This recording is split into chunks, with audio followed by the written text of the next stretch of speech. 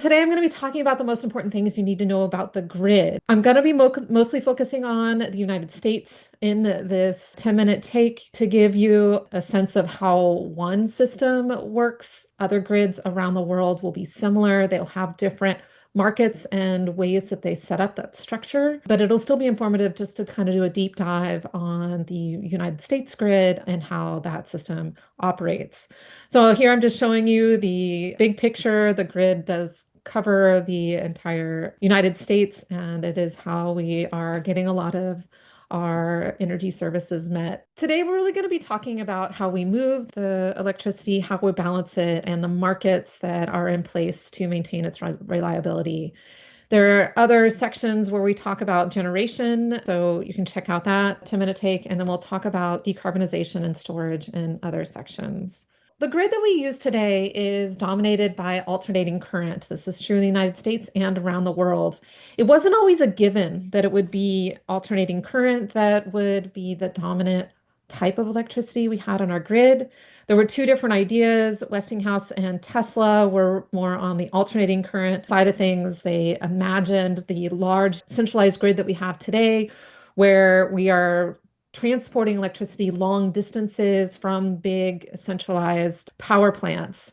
Thomas Edison had more of an idea of small distributed grids, something that today we might call microgrids, that would be direct current and just supply electricity in small places. Why these different types when we're talking about different distances? Alternating current is much easier to step up in voltage and make high voltage. The reason that matters is if we can move the electricity up to a higher voltage, it actually decreases the losses that you have when you transmit it over long distances. We can do high voltage both with alternating current and direct current, but it's easier to move it up and it's more efficient to move it up to a higher voltage with alternating current. So we went with the Westinghouse and Tesla view of the grid. Another thing to think about, and one of the advantages of having this large integrated grid, is that we are able to more easily balance supply and demand when we have a lot of different demand centers and a lot of different supply centers all interconnected, rather than each of us having our own power plant at our house in a small grid that may not be meeting our needs all the time. Much better to share it with our neighbors with their varying demand, and then we can have economies of scale in terms of doing that. So the difference between alternating current and direct current, this is just giving you an idea because it is important in thinking about balancing supply and demand. Direct current is constant voltage and current. Alternating current is, as it says, alternating in a cycle at some frequency. So the distance, the time it takes between the cycles, that's what we call our frequency. The frequency in the United States that we use is 60 hertz. Other places like Europe, it is 50 hertz. It is just important that it is balanced at the frequency that grid is designed at and the power plants on that grid are designed at. So we're balancing supply and demand on the grid in real time on very, very small time scales. We need to keep that frequency at 60 hertz. If we have too much supply on the grid, that hertz will start to go up and that will cause a blackout. If we have too much demand, not enough supply, those hertz will start to go down, the frequency will start to go down, and we'll have a blackout. And so we have operators that are literally balancing the grid in real time at all times to maintain the frequency right near 60 hertz and balance that supply and demand. And so we're going to talk about how different generating sources, different demand tools can really help us balance that supply and demand and keep us right at 60 hertz. We have these different forecasts, day ahead, hour ahead, and then the actual demand. And this impacts the markets that different suppliers can participate in. So our grid is really designed for alternating current. We have our generating station. Many of those are generating electricity at the 60 hertz in that alternating current. So we think about our big thermal power plants, for example, those electricity generation rotating resources generating that alternating current at 60 hertz. For things like solar and wind, we might have to use an inverter to get it to the right frequency as alternating current on the grid. So we produce it, Then we often transmit at long distances, so we have to step up that voltage to that higher voltage, so we have less losses, but we don't want to leave it at that high voltage when it gets to the consumers because we want to step down the voltage for safety reasons. So we step it down, might have a little bit of a higher voltage for some of our industrial customers. For our residential customers, we step it down even further to the 120 volt and 240 volt systems that we have in most of the homes in the United States. So yes, we have two different voltage systems in many homes in the United States. One that's often used for like an electric dryer, something that needs a little higher voltage. Most of the appliances, the plugs that we use are that 120 volts.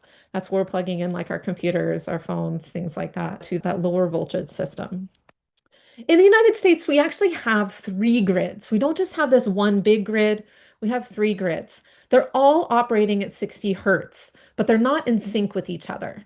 And so within these grids, we have what are called balancing authorities that are making sure that 60 hertz is maintained throughout this interconnected area. And so they might be in charge of a smaller section, but if you think about the whole Western interconnection, the whole Eastern interconnection, Texas, those are all in sync with the same frequency of 60 hertz. Now you might be like, oh, we've got the West, we've got the East, and then we've got Texas. Why does Texas have its own grid? Once you start transporting electricity across states, you are then governed by federal regulation because that becomes interstate commerce. Texas, to avoid some of those federal oversights, has kept the majority of its grid within the state, so it doesn't have some of that federal oversight.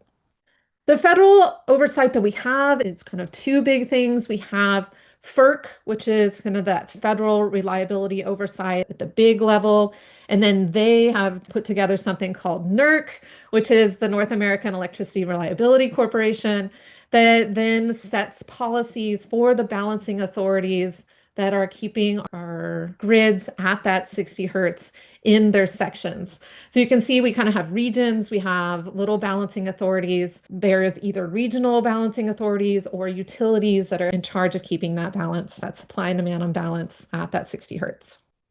So when we're thinking of big picture about the electricity sector, the utilities have traditionally been regulated as a natural monopoly. And why? And what does that mean? So if you think about why would you have something where you was monopolistic? The reason you would support a monopolistic entity is in a case where it is actually lower cost to the consumer to have a monopoly. And so this picture in the late 1800s in New York City kind of gives you an idea that we only want one grid. We only want one set of wires for the transmission system, the distribution system, because having multiple wires would actually be more costly for consumers. And so we have these natural monopolies for the grid, for the transmission and distribution system, but you can actually have markets at either end in terms of generation and on the retail end. So traditionally, we have these vertically integrated utilities that owned the generation, the transmission, distribution, and had retail customers with no competition. Things have changed where we now have a lot of places that have competition on the wholesale side, that's generation. So we have independent power producers or retail generators that are not owned by the utility. And then the retail customers, some places where we have competition there, can actually work directly and get power from a variety of different suppliers and have options in terms of where they're getting their electricity from.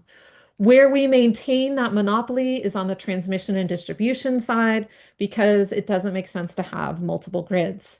And so we do have a single entity, often the utility, that owns the transmission and distribution, but they have to allow independent power producers and retail generators to have access to that system. So it was a really complicated picture back in the 90s, but things have gone more to having more regional markets. So these are regional balancing authorities that I'm showing you on the right. Places where these regional markets don't exist, we still have the individual utilities that are vertically integrated, that are the balancing authority and supplying electricity. It has been a big shift and has allowed more competition in the market. And with independent power producers, it's really allowed things like wind and solar that aren't owned by utilities to really participate in all these different markets.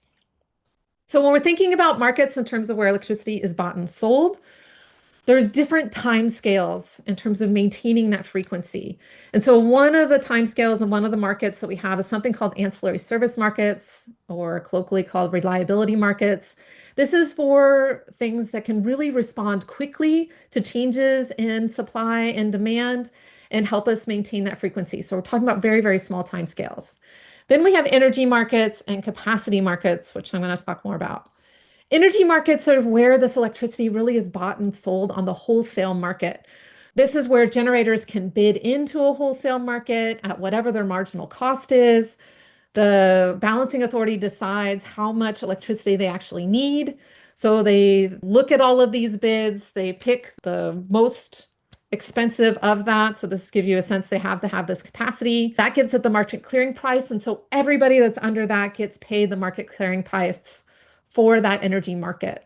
Wind and solar, where they're bidding in at basically zero because they have very little marginal costs, are going to get paid that full amount for that marginal clearing price. So you can see the advantage of some of our renewable energy resources in the energy markets. Then we have capacity markets, and this is to maintain reliability on the grid, just to make sure we have enough resources available on the grid to meet unexpected demand changes or unexpected supply changes. We can maintain that reliability. So a capacity market is basically we're paying not to generate electricity, but we're paying a generator just to be ready to produce electricity. It's not that the wholesale market is uniform. Electricity prices actually vary both over time and they vary over geography. And this is just one example. This is a Texas example.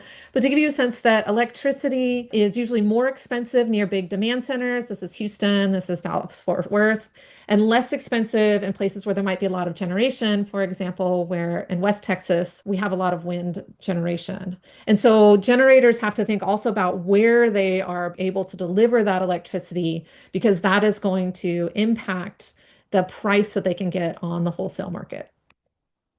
Finally, in terms of retail choice and competition, so all of that was really about wholesale markets and wholesale competition. We do have states that also have retail choice and competition. You can see these are places where they have both partial and full retail choice. And so what that really means is, does the consumer have the ability to buy not just from one utility, but a variety?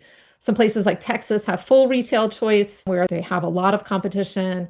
California has something called partial retail choice. We have community choice aggregators or the utility. So you usually have one or the other that you can choose. The challenge with full retail choice is that there can be manipulation of the market, which is what California saw, if you want to look back in history, with market participators like Enron that really manipulated the market. So having partial retail choice means that there is still oversight by the government agencies and the state agencies to keep prices down. Okay, so that was just kind of primer on the grid. If you want to learn more, check out the full lecture and for sure check out the website. There's more information there.